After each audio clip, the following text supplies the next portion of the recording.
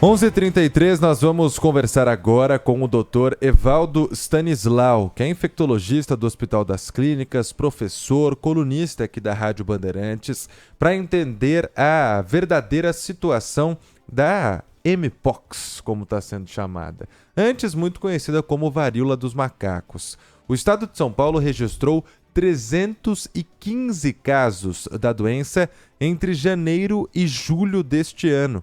Se a gente for comparar ao mesmo período do ano passado, um aumento de 257%. Por isso, a gente deu o recorte aqui de São Paulo, mas acontece no Brasil como um todo também.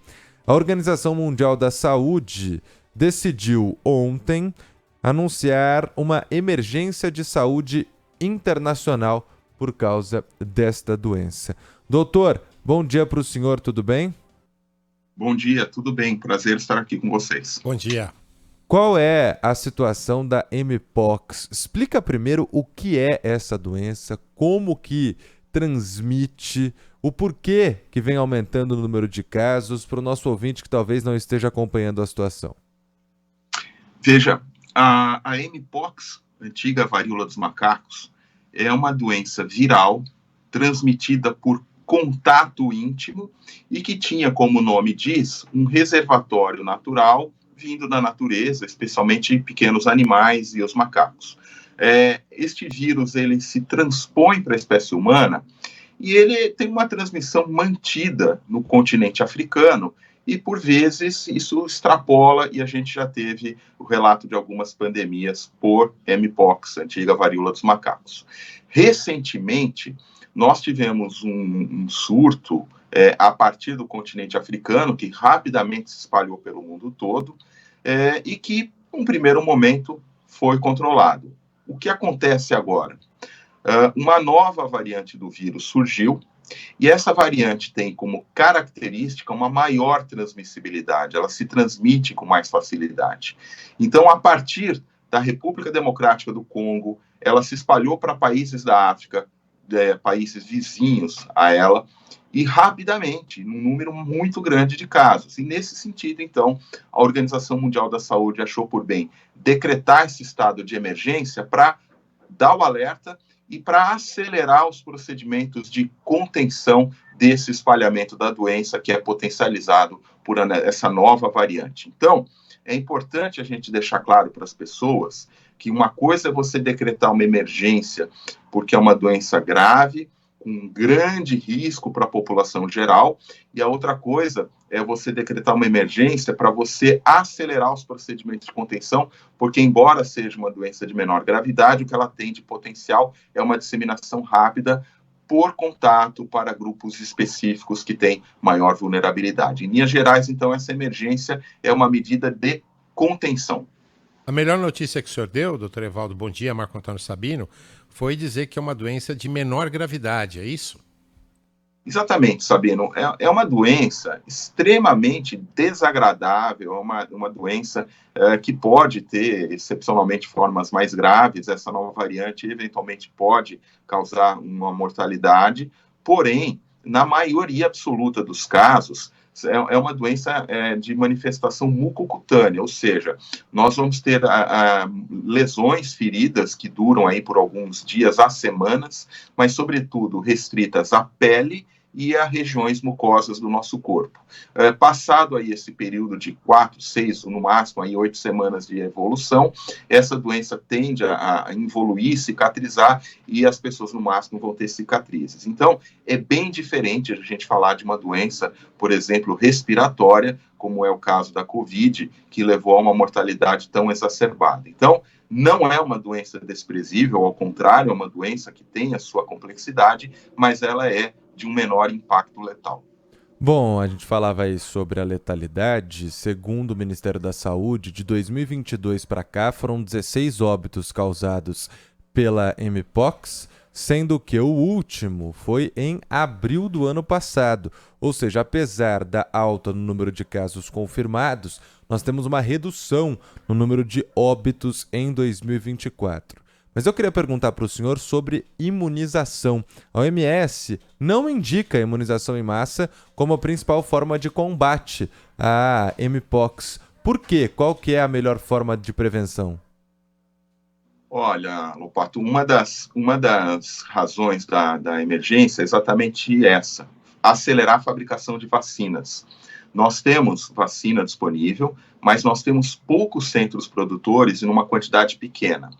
Além disso, uma característica epidemiológica da doença é que ela se transmite por um contato de pele ou mucosa com a lesão. E esse contato não é um contato qualquer, é um contato, precisa ser um contato com alguma durabilidade. Então, isso É um preconiza contato sexual, principalmente, doutor Evaldo? é um contato íntimo, exatamente. Nesse sentido, uma das características epidemiológicas do espalhamento da doença é que ela está mais restrita hoje a grupos de homens que fazem sexo com homens ou homens bissexuais. Então, isso constitui efetivamente uma população de maior vulnerabilidade e mais prioritária para receber a vacina. Além disso, outros objetos de uso comum, potencialmente, como roupa de cama, toalha, vestuário, desde que em contato com lesões, poderão veicular também a doença. Então, por isso que, além desse grupo de maior vulnerabilidade, aglomerações, situações onde você está muito próximo de uma pessoa, como um transporte público lotado, você tendo contato com uma lesão, por exemplo, embora não seja um mecanismo preferencial, você chegar num hotel, num local e usar uma roupa de cama que não foi adequadamente higienizada. Então, existe uma possibilidade de transmissão para além desse grupo de maior vulnerabilidade. Mas a razão de não se recomendar uma vacinação para todos, ela é, primeiro, epidemiológica, porque você tem nitidamente grupos de maior vulnerabilidade. E segundo, operacional, porque você não tem vacina para todo mundo, isso precisa ser vacinado. E um outro dado que eu quero resgatar é que nós, os mais velhos, pessoas com mais de 50 anos, seguramente muitos de nós tomaram vacina contra a varíola e há uma certa imunidade cruzada, né? Então, faz bem a OMS ter essa recomendação. A doença tem se espalhado rapidamente e isso vai permitir, entre outras coisas, que a gente tenha vacina para esse grupo mais vulnerável, sobretudo com mais rapidez e em quantidade suficiente. Por que essa mudança de nome, doutor? Foi de varíola dos macacos para Mpox? Como você pode imaginar, hoje nós temos que ter muito cuidado com aquilo que a gente fala, com aquilo que a gente rotula, e você tem aí uma doença que tem um nome ligado ao macaco, ligado a uma doença extinta, varíola. Então, acaba ficando um pouco complicado e dando margem para interpretações equivocadas, inclusive, né? Até com eventuais atos de crueldade contra os macacos, contra animais e tudo mais. Então, cientificamente, como hoje já o mecanismo de transmissão predominante é interhumano, né, e não tem mais nada a ver com macaquinho, achou-se por bem adequar o nome para Mpox, que é um nome mais correto e que representa melhor o momento atual da doença. Mpox, que é uma abreviação de monkeypox, que em inglês seria, né, a varíola dos macacos. Foi só encurtar o nome. Nem em inglês a gente usa mais o monkeypox. Agora a gente já está mesmo no Mpox, para você tirar o monkey ou o macaco, não importa o idioma da jogada.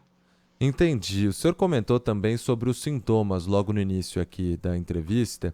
E qual é o tratamento? A gente vê algumas das doenças, por exemplo, a dengue, que teve números altíssimos em 2024.